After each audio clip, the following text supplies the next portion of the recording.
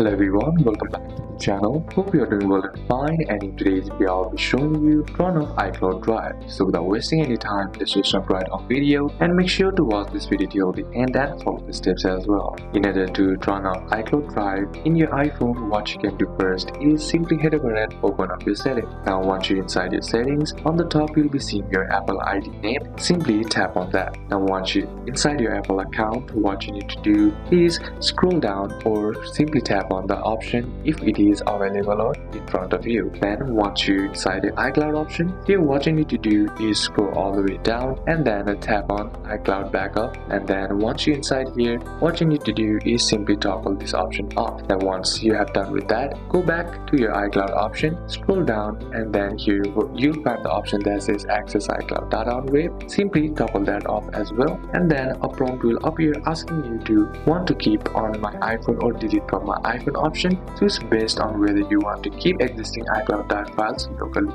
So these are a couple of steps that you can apply, and that's it for today's video guys. Hope this video was useful to you. Leave a like if it did, comment down any questions that you have, and see you soon on the next one.